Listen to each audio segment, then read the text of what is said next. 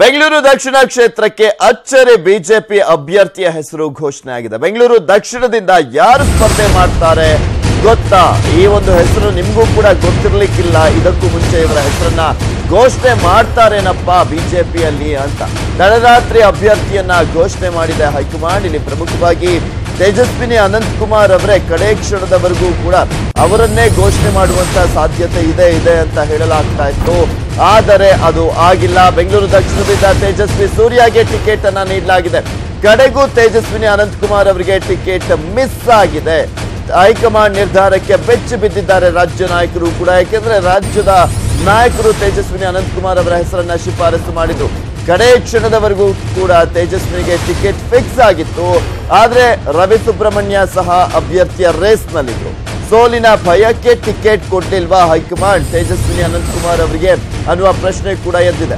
Ticket ಘೋಷಣೆ ಮುನ್ನ ತೇಜಸ್ವಿನಿ ಬೆಂಬಲಿಗರು ಪ್ರತಿಭಟನೆಯನ್ನ ಕೂಡ ಮಾಡಿದ್ರು. ತೇಜಸ್ವಿನಿಗೆ ಟಿಕೆಟ್ ಕೊಡುವಂತೆ ಆಗ್ರಹಿಸಿದ್ರು ಬೆಂಬಲಿಗರು. ತೇಜಸ್ವಿನಿ ಮನೆ ಮುಂದೆ ಪ್ರತಿಭಟನೆಯನ್ನ ಕೂಡ ನಡೆಸಿದ್ರು ಅನಂತಕುಮಾರ್ ಅವರ ಬೆಂಬಲಿಗರು.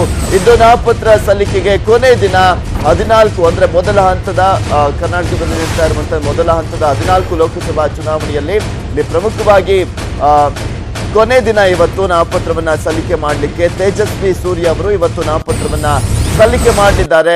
ತೇಜಸ್ವಿ ಸೂರ್ಯಗೆ ಸಾಥ್ ಕೊಡಲಿದ್ದಾರೆ ರಾಜ್ಯ ನಾಯಕರು.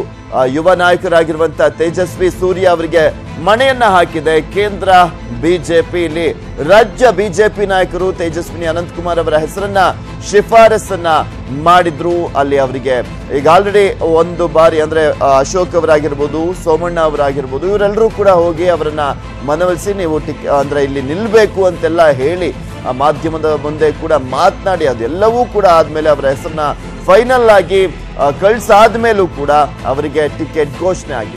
ಇನ್ನು ತೇಜಸ್ವಿನಿ ಅನಂತಕುಮಾರ್ಗೆ ಟಿಕೆಟ್ ಕೈ ತಪ್ಪಿದ್ದೇಕೆ?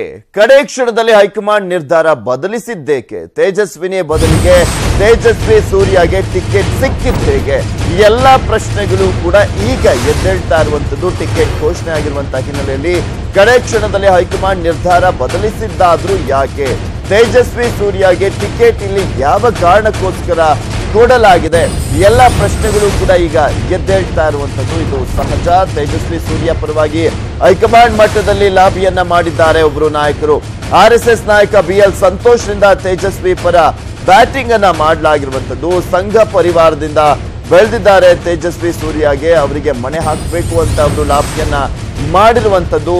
ತೇಜಸ್ವಿನಿ ಅನಂತ್ಗೆ ಟಿಕೆಟ್ ತಪ್ಪಲು ಗೊಂದಲ ಕಾರಣ ಆಗಿದೆ ಅಂತ ಕೂಡ ಹೇಳಲಾಗ್ತಾ ಇದೆ. ಬೆಂಗಳೂರು ನಾಯಕರ ಗೊಂದಲದಿಂದಲೇ ಟಿಕೆಟ್ ಮಿಸ್ ಆಯ್ತಾ ಅನ್ನುವ ಪ್ರಶ್ನೆ ಕೂಡ ಎದ್ದಿದೆ. ಆರಂಭದಲ್ಲಿ ತೇಜಸ್ವಿನಿಗೆ ಟಿಕೆಟ್ ಬೇಡ ಅಂತ ಹೇಳಿದ್ರು ಕೆಲವರು. ಕೊನೆಗೆ ತೇಜಸ್ವಿನಿ ಹೆಸರೇ ಫೈನಲ್ ಮಾಡಿ ಕಳುಹಿಸಿಕೊಟ್ಟಿದ್ರು. ಹೈಕಮಾಂಡ್ ಮಟ್ಟದಲ್ಲಿ ಸಂತೋಷ್ ಮಾತಿಗೆ ಮಣೆಯನ್ನ ಹಾಕಲಾಗಿದೆ. ಬೆಂಗಳೂರು ದಕ್ಷಿಣ ಕ್ಷೇತ್ರದ ವಿಚಾರಕ್ಕೆ ಸಂಬಂಧಪಟ್ಟಂತೆ ಯುವ ಮುಖಂಡ ತೇಜಸ್ವಿ ಸೂರ್ಯ ಅವರ ಹೆಸರು ಫೈನಲ್ ಆಗಿರೋದ್ರ ಹಿಂದೆ BL ಸಂತೋಷ್ ಅವರ ಒಂದು ಲಾಬಿ ಇಲ್ಲಿ ಪ್ರಮುಖವಾಗಿ ವರ್ಕೌಟ್ ಆಗಿದೆ ಅಂತ ಕೂಡ ಹೇಳಲಾಗ್ತಾ ಇರುವಂತದ್ದು. ಯಾಕೆಂದ್ರೆ ಇಲ್ಲಿ ಫಸ್ಟ್ ಗೊಂದಲ ಇತ್ತು. ತೇಜಸ್ವಿನಿ ಅನಂತಕುಮಾರ್ ಅವರನ್ನ ಕಣಕ್ಕಿಳಿಸ್ಬೇಕಾ ಬೇಡವಾ ಅಂತ ಕೆಲವರು ವಿರೋಧವನ್ನ ವ್ಯಕ್ತಪಡಿಸ್ತಾ ಇದ್ರು. ಇನ್ನು ಕೆಲವರು ಇಲ್ಲ ಅವರಿಗೆ ಕೊಡಬೇಕು, ಅನುಕಂಪ ಇದೆ, ಗೆದ್ದೇ ಗೆಲ್ತಾರೆ ಅನ್ನೋದನ್ನ ಕೂಡ ಹೇಳ್ತಾ ಇದ್ರು. ಮತ್ತು ಒಂದ್ ಕಡೆ 6 ಬಾರಿ ಅನಂತಕುಮಾರ್ ಅವರು ಗೆದ್ದಂತ ಹಿನ್ನೆಲೆಯಲ್ಲಿ ಇದರಲ್ಲಿ ಪತ್ನಿ ತೇಜಸ್ವಿನಿ ಅವರ ಒಂದು ಕೆಲಸ ಕೂಡ ಅವರ ಒಂದು ಶಕ್ತಿ ಇದ್ದಿದ್ರಿಂದನೇ ಅಂತ ಕೂಡ ಹೇಳಲಾಗ್ತದೆ. ಇತ್ತ ಬಿಜೆಪಿಯಿಂದ ಟಿಕೆಟ್ ಸಿಗೋದು ಡೌಟ್ ಅಂತ ಗೊತ್ತಾಗ್ತಿದ್ದಂತೆ ಬಿಜೆಪಿ ಕಾರ್ಯಕರ್ತರು ತೇಜಸ್ವಿನಿ ಅನಂತಕುಮಾರ್ರನ್ನ ಭೇಟಿ ಮಾಡಿ ಚರ್ಚೆಯನ್ನ ನಡೆಸಿದ್ರು.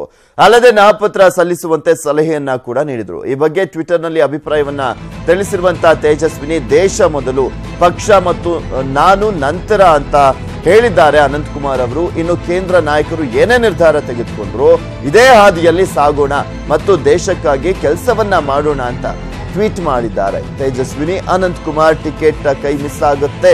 ಈಗ ಆಲ್ರೆಡಿ ಬೆಂಬಲಿಗರು ಹೋಗಿ ಅವರನ್ನ ಮನವಿಯನ್ನ ಮಾಡಿಕೊಂಡ್ರು ಕೂಡ ಅವರು ಈ ಒಂದು ಟ್ವೀಟ್ ಮುಖಾಂತರ ಮೆಸೇಜ್ ಅನ್ನ ನೀಡಿದ್ರು.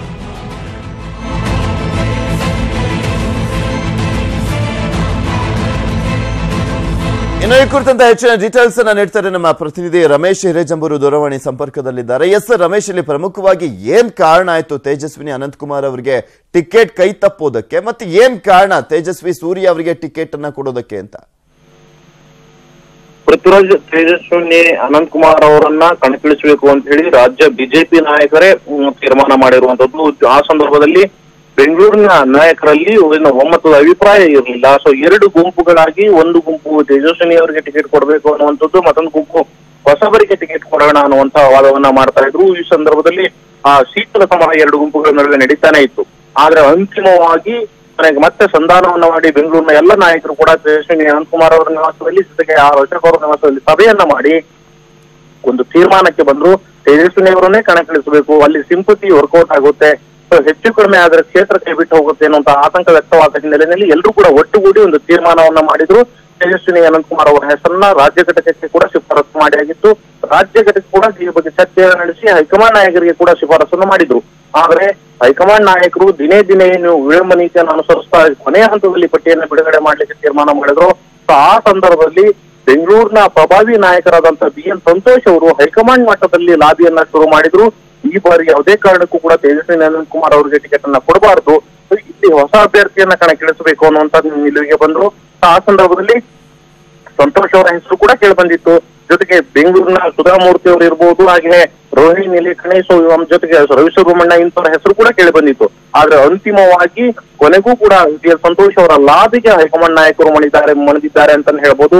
ಸೊ ಆ ಕಾರಣಕ್ಕಾಗಿ ಯುವ ನಾಯಕನಾದಂತಹ ತೇಜಸ್ವಿ ಸೂರ್ಯಗೆ ಟಿಕೆಟ್ ಕೊಡಬೇಕು ಅಂತ ತೀರ್ಮಾನವನ್ನು ಮಾಡಿ ಬಿಜೆಪಿ ಹೈಕಮಾಂಡ್ ನಾಯಕರು ಘೋಷಣೆಯನ್ನ ಮಾಡಿರುವಂತದ್ದು. ಸೊ ಈಗ ಆದ್ರೆ ಬಿಜೆಪಿ ಈಗ ಎಲ್ಲ ಒಂದ್ ಕಡೆಗೆ ತಮ್ಮ ಕ್ಷೇತ್ರ ಕೈಬಿಟ್ಟು ಹೋಗುತ್ತಾ ಅನ್ನುವಂತ ಆತಂಕ ಶುರುವಾಗಿರುವಂತದ್ದು. ಆದ್ರೆ ಇದು ಎಷ್ಟು ಮಟ್ಟಿಗೆ ಅದರಲ್ಲಿ ಬಿಜೆಪಿ ನಾಯಕರು ಯಶಸ್ವಿ ಆಗ್ತಾರೆ ಅಂತ ಕಾದು ನೋಡಬೇಕು. ಮೂಲದಲ್ಲಿ ಬೆಂಗಳೂರಿನಲ್ಲಿ ಏನು ತೇಜಸ್ವಿನಿ ಅನಂತಕುಮಾರ್ ಅವರಿಗೆ ಟಿಕೆಟ್ ಅನ್ನು ಕೊಡಬಾರ್ದು ಅಥವಾ ಕೊಡಬೇಕು ಅನ್ನುವಂತ ಏನ್ ಚರ್ಚೆ ಅಥವಾ ಗೊಂದಲ ಶುರುವಾಯಿತು, ಅದೇ ಎಲ್ಲದಕ್ಕೂ ಕೂಡ ಕಾರಣ ಅಥವಾ ಟಿಕೆಟ್ ತಪ್ಪಲಿಕ್ಕೆ ಮೂಲ ಕಾರಣ ಅನ್ನುವಂತ ಮಾತುಗಳು ಬಿಜೆಪಿ ವಲಯದಲ್ಲಿ ಕೇಳಿ ಬರ್ತಾ ಇದೆ. Prithviraj. Okay, thank you Ramesh Rajamburu ನಿಮ್ಮೆಲ್ಲ ಡೀಟೇಲ್ಸ್ಗಾಗಿ.